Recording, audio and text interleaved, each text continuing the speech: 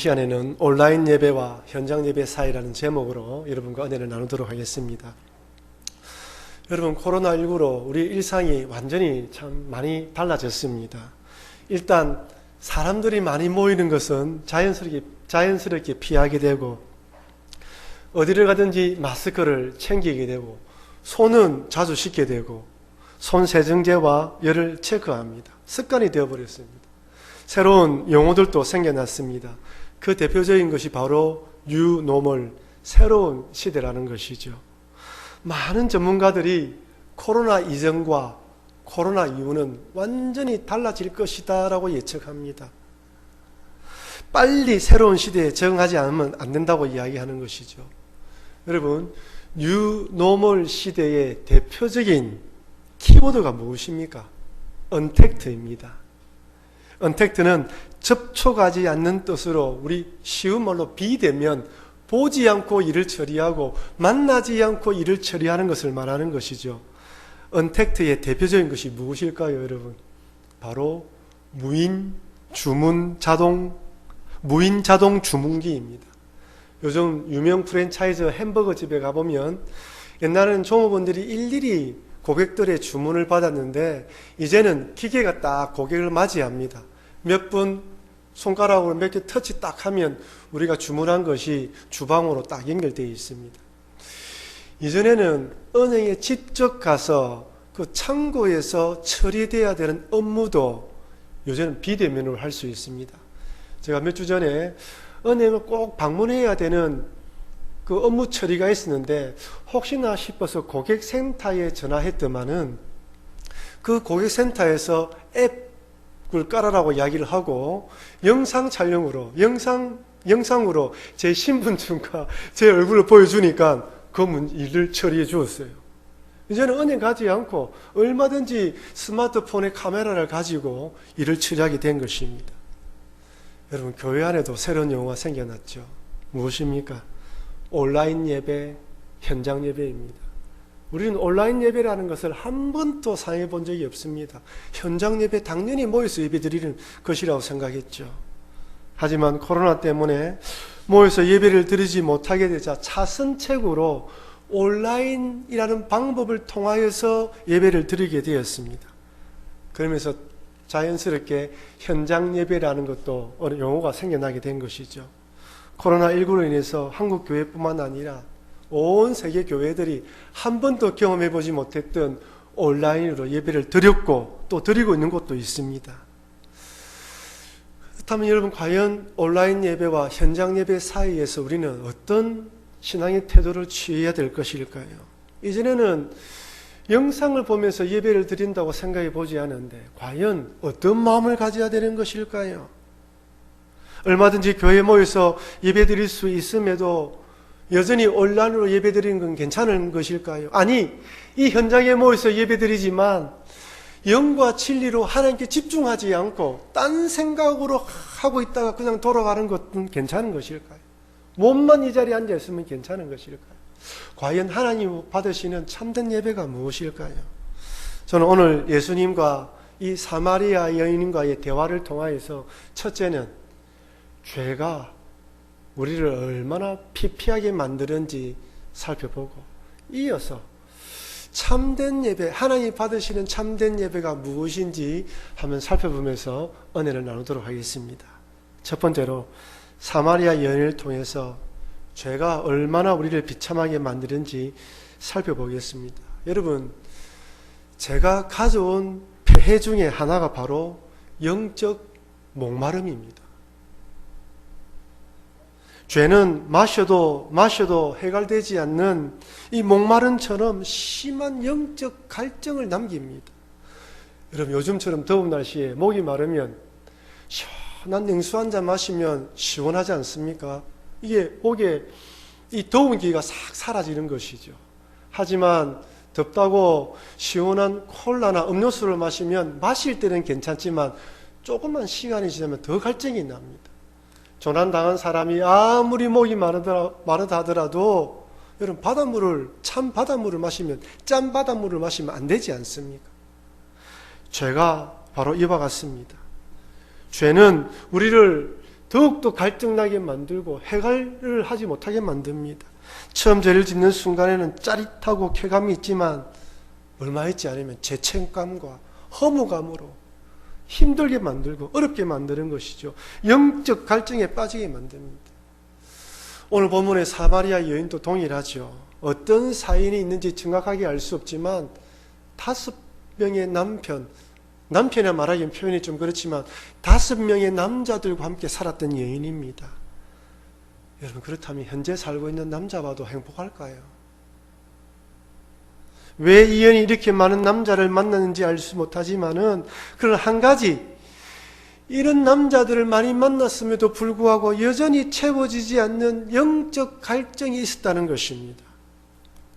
아마 마지막 5번째 남자를 만날 때에도 이 마음속에 저 남자를 만나면 뭔가 허전함과 외로움이 채워지겠지라는 기대감으로 만났을 수도 있습니다. 하지만 그렇게 만났음에도 불구하고 여전히 그 마음이 채워지지 않는 공허함이 있는 것이죠. 오히려 남자들을 만나고 헤어지면서 남은 그 상처가 얼마나 깊습니까? 여러분, 사랑하는 사람뿐만 아니라 친한 친구와 만나서 서로 싸워서 헤어져도 그 상처가 평생을 남고 가슴에 남는데, 사람들을 만나서 살다가 헤어졌으니 얼마나 큰 상처가 남았겠습니까? 아마 5번째 남자와도 어쩔 수 없어서 함께 살아가고 있는지도 모르겠습니다. 여러분, 사단 마귀는 우리의 약점을 너무나 잘 압니다. 내가 무엇에 약하고 어떤 상처와 아픔이 있고 무엇을 던져주면 좋아하는지 너무나 잘 아는 것이죠. 이성에 약한지, 물질에 약한지, 명예에 약한지 잘 알고 그에 맞게 접근합니다. 우리 성도님들 가운데 낚시 좋아하시는 분이 있죠. 낚시를 할 때 내가 잡고 싶은 물고기가 좋아하는 미끼를 끼워야 됩니다. 우럭을 잡으려면 오징어 같은 것들 끼워야 되고요. 큰 고기를 잡으려면 그에 맞는 미끼를 던져야 되는 것처럼 사단 마귀는 항상 우리 앞에 우리의 신앙이 조금 떨어지려고 하면 우리 앞에 우리가 좋아하는 것으로 미끼를 던져서 물도록 만드는 것이죠. 아마 이 여인은 외로움, 사람에 대한 그리움의 상처가 많았던 것 같습니다. 이 사람 만나면 좀 행복할 것이라 생각하고, 또 저 사람 만나면 저 사람과 함께 살면 좀 복된 인생이 되지 않았나라는 생각을 할 수가 있습니다. 근데 여러분, 결과가 무엇입니까? 더 불행해졌어요. 사람들이 아무도 오지 않는 뜨거운 정오의 그 시간에 물을 기르러, 사람들의 눈을 피하여 물을 기르러 와야 되는 그런 불행한 인생으로 변해버렸습니다. 죄는 우리를 미끼로 던져서 올가매고 난 뒤에 더 비참한 인생으로 만드는 것이죠. 2004년에 세상에 이런 일이라는 프로그램을 통해서 선풍기 아줌마라는 분이 알려졌습니다. 이분 사진 다 아시죠? 얼굴이 이렇게 퉁퉁 부어서 사람들에게 알려졌습니다. 20대 시절의 원래의 모습이 어떻습니까? 아름답죠? 이분은 이름은 한혜경 씨로서 젊었을 때는 밤무대 가수로도 활동하고 일본에서도 활동을 했다고 합니다. 젊은 시절 좀 더 아름다워지고 싶은 욕망에 성형수술을 시작했는데 점차 성형 중독에 빠지면서 정신분열증까지 찾아왔고, 결국에는 얼굴에 직접 콩기름과 파라핀을 넣으라는 환청이 들려서 자기가 주사기로 자기 얼굴에 직접 콩기름과 파라핀을 여으면서 이 모습으로 흉측하게 변한 거예요. 더 예뻐지고 싶은 욕망을 사단은 교묘하게 이용하여 인생 자체가 완전히 망가지도록 망하게 만든 것입니다. 이 방송이 나오고 난 뒤에 시청자들이 너무나 안타까워서 자발적으로 모금하여 그 얼굴을 다시 좀 수술할 수 있도록 만들어서 수술했는데 그 모습이 바로 이 모습입니다. 이렇게 변했어요. 그럼에도 본 모습으로 돌아가지 않았어요. 대인기피증과 우울증으로 살아가시다가 힘든 인생을 살아가다가 결국 2018년 57세의 나이로 이 세상을 떠났습니다. 여러분, 상처 없는 사람이 있습니까? 저도 상처가 있어요. 저도 아픔이 있습니다. 저도 이런 스타일의 사람은 싫어하는 부류가 있어요. 이런 스타일의 사람은 좋아하는 부류도 있고요. 저런 이야기 들으면 가슴이 찢어지는 아픔도 있고요. 우리 신앙생활하는 사람, 이 땅에 살아가는 사람 치고 아픔이 없고 힘듦이 없고 상처와 약점이 없는 사람, 결핍과 부족이 없는 사람이 누가 있습니까? 사탄은 교묘하게 찾아와요. 제일 약하고 힘들 때 딱 집어서 괴롭히고 유혹하는 것이 사단이지 않습니까? 그리고 또 사단은 다른 방법으로 그것을 하면 채워진다고 유혹합니다. 정말 그 말만 들으면 그것만 가지면 행복할 것이라 생각하고 채워질 것이라고 생각하는데 오히려 더 힘들게 만드는 것이죠. 여러분, 우리 인생은 육의 존재가 아닙니다. 영의 존재입니다. 아무리 맛있는 거 좋은 거 먹어도 영이 허전하면 인생이 허전한 거예요. 영적으로 충만하면 육은 좀 부족해도 기쁨으로 살아가지 않습니까? 우리 영의 충만한 방법은 오직 하나님의 아들 예수님, 우리 예수님을 구주로 영접하여 그 예수님을 통하여 하나님을 알아갈 때 우리 영육이 만족을 누리고 기쁨을 누리게 되는 것입니다. 결국 사마리아 여인도 예수님과 대화를 나누면서 이 예수님이 어떤 분인가 깨닫고 어떻게 변합니까? 물 들어왔다가 물통 내버려 두고 사람을 피하는 정오에 왔다가 사람들이 있는 곳으로 뛰어가는 전도자가 됩니다. 여러분, 사람이 어떻게 변할 수 있습니까? 오직 예수 그리스도가 정답입니다. 예수 그리스도가 아니면 사람이 변할 수가 없는 거예요. 근데 여러분, 또다시 제가 한번 질문을 드리겠습니다. 과연 이 여인이 예수님과의 이 한 번의 만남으로 그 모든 상처와 아픔이 다 회복되었을까요?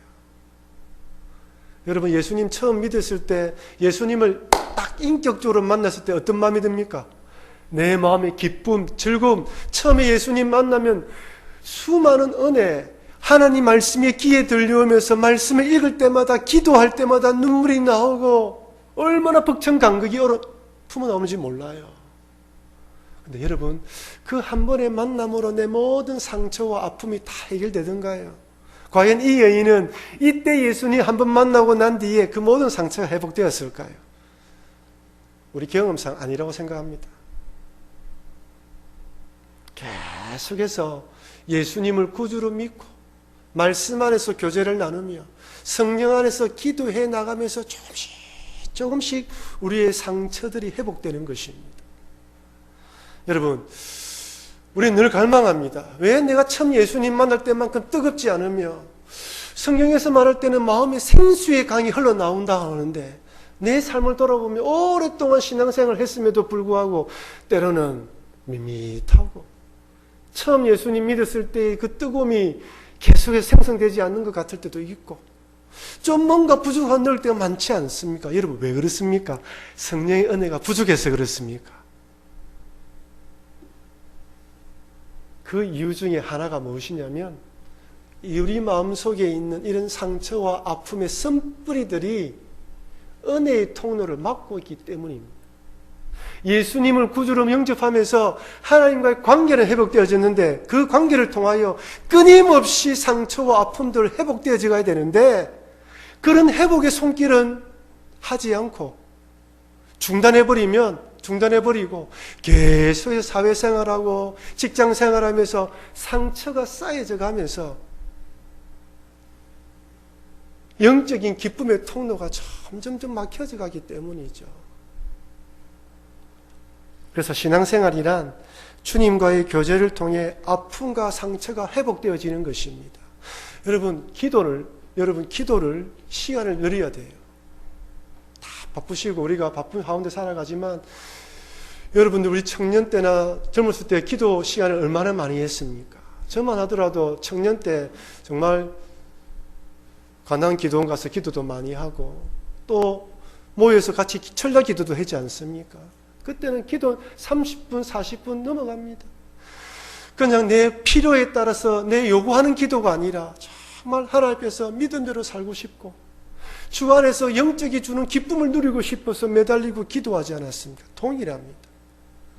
앞으로 이 코로나 시대를 지나면서 가서 함께 모여서 기도할 수 있는 시간들이 참 귀하다는 걸 깨닫게 되었는데 코로나19라서 각자 예배드릴 수밖에 없는 시절 가운데에 우리 목회자들의 걱정이 우리 성도들의 기도의 시간이 줄어들면 어떨까? 하나님과 영적인 깊이의 시간이 줄어들어서 사단마귀의 유혹과 세상에 금방 넘어가는 것은 아닐까? 이런 염려가 되는 것이죠. 우리 마음속에 있는 이 쓴뿌리들은 주님 말씀을 듣고 내가 개인적으로 오랫동안 기도하면서 기도하고 하나님께 가까이 달려갈 때 그 쓴뿌리들이 보이고 그것들이 하나씩 하나씩 뽑혀져 나가면서 성령의 9가지 열매가 맺히고 사람이 변하고 기질이 변해지면서 점점점 하나님 원하는 사람으로 닮아가는 것입니다. 그래서 저는 신앙생활을 예수님과 깊은 교제를 통하여 점점 회복되어지고 점점 하나님 사람으로 닮아가는 것이라고 정의합니다. 얼마 전에 대구에서 목회하시는 한 목사님의 간증을 들었습니다. 이 목사님은 4살 때 친어머니가 돌아가시면서 새어머니가 들어오셨는데 관계가 너무 좋지 않았던 거예요. 너무 좋지 않아서 고등학생 때부터 두통이 끊이지 않고 우울증과 대인기피증이 와서 정신과 상담을 했는데 의사가 하는 말이 아니 네 안에 무슨 원한이 그렇게 많이 있느냐 뭘 그렇게 미워하느냐 말할 정도였다고 합니다. 하루도 정신과 약을 먹지 않으면 잠을 잘 수가 없었다고 이야기하는 거예요. 그렇게 살아가다가 집 근처에 살고 있는 형님이 복음을 전해서 예수님에 대해서 믿게 되었는데 그 자리에서 복음을 듣고 예수님 영접하기로 기도하고 난 뒤에 헤어지면서 예수 믿게 되면 이제부터는 기도해야 된다. 이렇게 조언을 했다고 합니다. 그래서 형님 어떻게 기도하면 됩니까? 그냥 네가 원하는 바 처음이니까 소원하는 바를 구해라 라고 조언을 해주더래요. 그날 밤에 수면제를 딱 앞에 두고 어떻게 할까 생각하다가 하나님 수면제 먹지 않고 잠자게 해주십시오 라고 기도했는데 정말 수면제 먹지 않았음에도 불구하고 그날 밤에 잠을 푹 잤다고 해요. 그 목사님 표현에 의하면 그렇게 푹 잔 적이 없었다고 하는 거예요. 그렇다고 그 다음날부터 수면제를 안 먹었다는 것은 아닙니다. 그렇게 예수님 만나고 난 뒤에 여전히 교회를 다녔지만 기쁨이 생기지 않는 거예요. 즐거움이 생기지 않는 거예요. 그래서 내적 강의하시는 목사님의 설교를 쭉 듣다가 그 목사님이 하시는 말씀이 우리 안에 있는 누구나 상처와 아픔이 있는데 그 쓴뿌리들이 제거되지 않으면 성령의 통로가 뚫히지 않는다. 그래서 늘 떠올릴 때마다 그 쓴뿌리를 제거하게 해달라고 기도해야 된다라고 이야기하더랍니다. 때마다 하나님 나의 아픔과 상처를 보여주시고 회복시켜 주십시오라고 기도해야 된다는 그 말을 듣고 그 자리에 앉아서 그때부터 기도하기 시작했다고 합니다. 한 번은 기도를 하는데 그 목사님 표현에 의하면 시간까지 딱 떠오르더래요. 7시 38분. 어머니가 방에 들어와서 막 때리면서 자기를 깨우더랍니다. 깜짝 놀라서 일어났는데 막 울고 있으니까 윽박지르면서 울지 말라 했던 그 장면이 떠오르는데 너무너무 힘들더라는 거예요. 여러분 어릴 때 상처를 대면하기 쉽지 않잖아요. 부끄러운 수치스러운 고민, 수치스러운 나만의 이야기들을 떠올린다는 건 쉽지가 않아요. 이 목사님이 그 장면이 떠오르면서 너무너무 힘들어서 나중에는 너무 억울해서 어머니 방을 찾아갔다고 합니다. 어머니 방을 찾아갔는데 감사하게도 어머니가 외출하고 없더랍니다. 너무 화가 나서 어머니 방을 두드리고 문을 부수고 있는데 마음속에서 이런 마음이 들렸대요. 네 어머니도 상처가 많아서 그렇다. 그 말씀이 가슴에 탁 때리더랍니다. 아, 맞다. 우리 엄마도 상처가 많겠구나. 전 부인이 놓은 3명의 자식과 자기가 낳은 3명의 자식 총 6명을 키워야 했으니 얼마나 힘들었겠습니까? 그 어머니의 아픔이 느껴지더랍니다. 그 다음부터 어머니가 불쌍해지더래요. 이렇게 이 목사님은 몇 개월 동안 계속해서 아픔과 상처를 직면하고 대면하고 하나님께 가져가면서 그 상처가 조금씩 회복되어지면서 마음의 평강을 누리게 되었다고 간증하는 걸 들었습니다. 여러분, 우리도 마찬가지입니다. 여러분, 다들 남편과 아내들한테 이야기하지 못하는 여러분만의 아픔이 있죠. 저도 마찬가지예요. 대면하고 싶지 않고, 대면하고 다시는 떠올리고 싶지 않고, 대면하고 싶지 않는 나만의 고민, 그것이 우리 마음새 엉어리로 남아서 하나님의 은혜가 임할 때마다 그것들이 차단하고 끊어버리는 거예요. 그래서 힘들지만 기도할 때, 하나님, 나에게는 이런 아픔이 있고 저런 고통이 있습니다. 주님, 회복시켜 주십시오. 주님, 치료해 주십시오. 이것이 끊어져 나감으로 성령 안에서 형통하게 되어져서, 통하게 되어서 하나님 주시는 생수의 강이 흘러넘치게 해달라고 기도하시는 여러분과 제가 되길 바랍니다. 평생에 살아가면서 해나가야 되는 것이죠. 왜 그렇습니까? 과거의 아픔은 과거의 아픔이지만 직장 생활하면서 계속 쌓이잖아요. 사회생활하면서 사람들 만나면서 관계가 쌓이거든요. 그것을 하나님께 내어놓으면서 회복해야 되는 것입니다. 두 번째로, 이렇게 예수님 만난 사마리아 여인이 갑자기 뜬구름없이 어디서 예배를 드려야 되는지 묻습니다.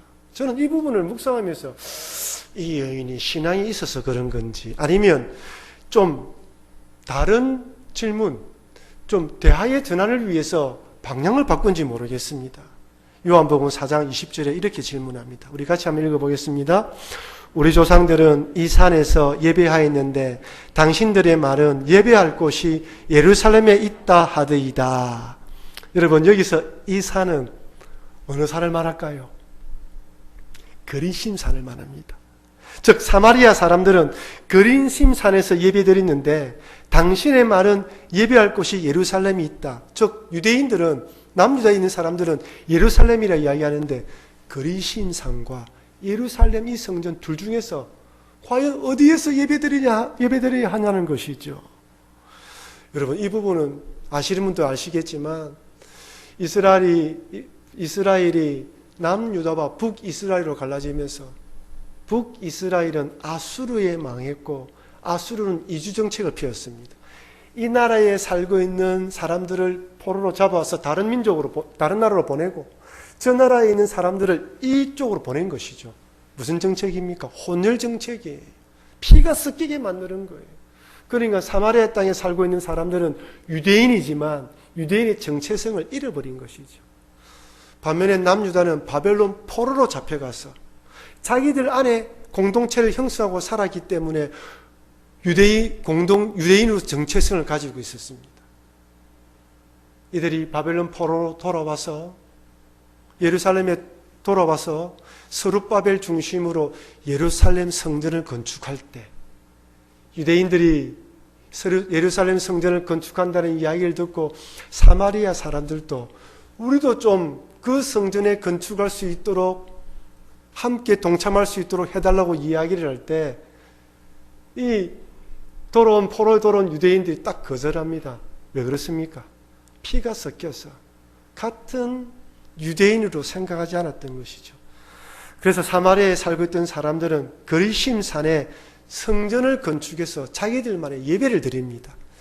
그러다가 BC 129년에 그 성전마저 파괴되었는데 그럼에도 불구하고 사마리아 사람들은 저 산은 축복의 산이야, 저 산은 성지라고 생각하면서 예배를 드리고 있었습니다.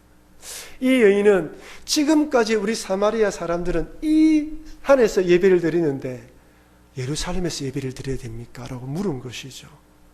이에 예수님은 우리가 너무나 잘 알고 있는 본문으로 대답합니다. 요한복음 4장 23절 24절 우리 같이 한번 읽어보겠습니다. 아버지께 참되게 예배하는 자들은 영과 진리로 예배할 때가 오나니 곧 이때라. 아버지께서는 자기에게 이렇게 예배하는 자들을 찾으시느니라. 하나님은 영이시니 예배하는 자가 영과 진리로 예배할지니라. 아멘. 여러분, 이전 개역 한글 성경에서는 영과 진리를 어떻게 번역했죠? 신령과 진정으로. 신령과 진정으로 번역되어 있는데, 여러분, 이 신령과 진정이라는 이 말이 자칫 잘못하면 우리 인간 편에서 하나님께 나아갈 때 정성을 담아야 한다는 것으로 오해할 수 있어요. 마치 옛날 우리 할머니들이 정한수를 떠놓고 정성을 다해서 빌었던 것처럼 우리들이 이런 마음으로 나아가야 한다라고 오해할 수가 있습니다. 물론 하나님 앞에 나아갈 때는 정성과 마음과 뜻과 정성을 다해서 나아가야 됩니다. 하지만 본문에서 말하는 영과 진리라는 것은 그런 뜻이 아니에요. 여기서 영은 무엇을 말하죠? 성령을 말합니다.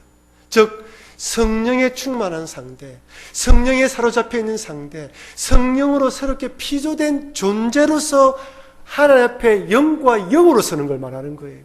신령과 진정으로 나아가는 것은 그 뒤의 문제입니다. 진리는 무엇을 말하죠? 예수 그리스도를 구주로 믿는 믿음의 방법. 다른 방법이 아니라 예수 그리스도를 구주로 믿는 방법으로 나아가야 한다는 것이죠. 요한복음 14장 6절 보십시오. 우리 같이 읽어보겠습니다. 예수께서 이르시되 내가 곧 길이요 진리요 생명이니 나로 말미암지 않고는 아버지께로 올 자가 없느니라. 아멘입니다. 영과 진리로 나오라는 것은 방법을 말하는 거예요. 예수 그리스도라는 진리로 영으로 충만한 가운데 영이신 하나님 앞에 쓰라는 것입니다. 그리고 이어서 신령과 진정으로 나아가는 것이죠. 내 정성을 다해 나아가는 것이죠. 순서가 바뀌면 안 되는 것입니다. 이런 관점에서 온라인 예배를 드리든지 현장 예배를 드리든지 모든 성도들은 어떤 자세로 나가야 됩니까? 영과 진리. 이 자리에 앉아서 예배 드릴 때도 내 영이 하나님을 만난다는 마음으로 오직 예수 그리스도를 구주로 믿는 신앙 고백 가운데에서 하나님께 나아갈 때 그 예배를 하나님 받으신다는 것이죠. 본교회에서 모여서 예배 드릴 때도, 그리고 코로나19로 인해서 우리뿐만 아니라 이웃을 위해서 우리가 온라인으로 예배를 드리거나, 여러분 가운데 간호사, 경찰, 소방관, 이 사회를 섬겨야 되기 때문에, 삼교대로 뛰어야 되기 때문에 주일 예배를 드릴 수 없는 상황이어서 그 현장에 있을지라도 그곳에서 예배 드릴 때도 영과 진리로 예배 드려야 하는 것입니다. 하지만 얼마든지 예배당에 와서 예배 드릴 수 있음에도 불구하고 혹이나 편리와 편함 때문에 온라인 예배를 고집하는 것은 잘못된 것입니다. 온라인 예배는 어쩔 수 없는 자선이지 최선이 아닙니다. 여전히 코로나19로 인해서 감염의 위험이 있지만 우리는 지난 6개월 동안 마스크와 손 세정제와 또한 적당히 떨어져서 예배 드릴 때 그만큼 감염의 위험이 줄어든다는 것을 우리는 학습했습니다. 그래서 오후 예배도 재개하면서 예배를 드려야 되겠다. 주일날 각 가정에서 예배 드리는 것도 중요하지만 주일날 모여서 함께 예배 드리는 부분들로 나아가야 되겠다. 그리고 모든 예배를 회복하며 하나님께 영과 진리로 나아가야 되겠다라고 결단하며 나아가는 것입니다. 하나님께서는 출애굽한 이스라엘 백성들에게 3대 절기, 유월절, 오순절, 장막절에는 반드시 예물과 함께 어디로 오라고요? 예루살렘 성전에 와서 예배드리라고 했습니다. 여러분 왜 그랬을까요? 오늘날처럼 교통편이 좋은 것도 아니고 먼 데서 오려고 하면 며칠씩 와야 되는데 1년에 3차례씩 농사 짓는 것도 일하는 것도 그만두고 예루살렘 성전에 와서 예배드리란 이유가 무엇입니까? 그것은 바로 신앙 공동체로서 결속력을 다지기 위해서입니다. 흩어져 살아가지만 하나님 믿는 백성이라는 것을 잊지 말라는 것이죠. 여러분 직장 생활하고 사업하시다 보고 가정에 생활하다 보면 본의 아니게 그 일에 몰두하다 보면 나도 모르게 이 하나님 백성이라는 걸 잊어버리고 살아갈 때가 있지 않습니까? 아침에 새벽 기도하고 막 달려가지만 집에서 아이들 챙겨주고 막 분주하게 하다 보면 아침에 기도한 것도 잊어버릴 때도 있습니다. 그렇게 살아가다가 주일날 교회에서 딱 와서 앉으면 어떤 마음이 듭니까? 아, 내가 하나님 백성이지. 아니 하루 일과를 마치고 집에 마지막 밤에 잠자리 들기 전에 딱 무릎 꿇고 기도하면서 잠자리 들 때 내가 누구인지 깨닫는 것처럼 주일날 함께 모여서 예배드릴 때 하나님 백성됨을 자각하고 하나님 백성됨을 각성하면서 다시 또 한 번 믿음으로 살아갈 용기를 얻게 되는 것입니다. 그래서 하나님은 하나님의 백성들이 모여서 예배드리라고 말하는 것입니다. 여러분, 온라인 예배를 드릴 때와 함께 모여서 예배 드릴 때의 그 차이가 무엇이 있습니까? 큰 차이는 예배의 감동이죠. 물론 혼자서 예배 드릴 때도 충분히 감동이 있을 수 있습니다. 하지만 함께 모여서 찬양을 부르고 함께 모여서 말씀을 듣고 그 말씀을 들음 가지고 결단 기도할 때 혼자서 하는 것보다 더 감동이 있는 것입니다. 가끔 이슬람 문화권에 선교하시는 선교사님들이 잠시 안식년을 얻어서 고국에 돌아오면 언제 제일 감격하시던가요? 주일날 온 성도들과 함께 모여서 찬양 부를 때, 그때는 목사님이 어떤 설교를 하든지 찬송가를 어떤 찬송을 부르는지 상관없습니다. 얼마나 감격스럽고 얼마나 좋아하는지 몰라요. 공통적으로 하시는 말씀이 이렇게 마음껏 예배드리고 마음껏 찬양할 수 있는 것이 은혜라면서 고백하지 않습니까? 동일합니다. 우리가 함께 모여서 예배드릴 때의 그 감동은 홀로 예배드릴 때의 감동과 비교할 수 없는 것이죠. 그래서 여러분, 코로나19가 어떤 식으로 또 우리의 예배드릴 사항을 변경할지 모르겠지만, 그러나 함께 모여서 예배드릴 수 있을 때에는 그 모든 사항들 가운데서 최선을 다해서 함께 예배드리며 하나님께 영광을 돌려야 되는 것입니다. 그리고 또한 이렇게 모여서 함께 예배드릴 때 형제 자매들과 교제할 수 있어요.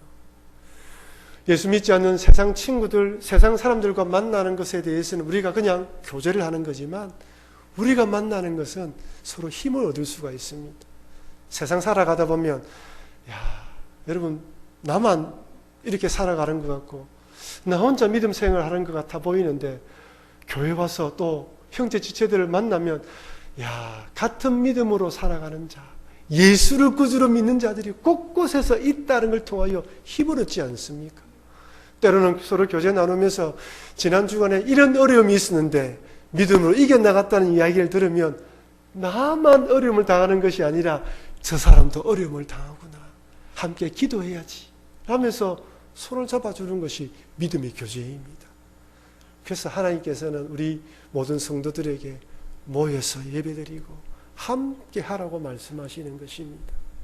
코로나19를 통하여서 그동안 참 예배드리는 것이 참 쉽지 않은 상황이었지만, 우리는 6개월 동안은 세월을 겪으면서 충분히 이게 방역을 충분히 하고 또한 그 가운데 예배드릴 수 있음을 경험하게 되었습니다.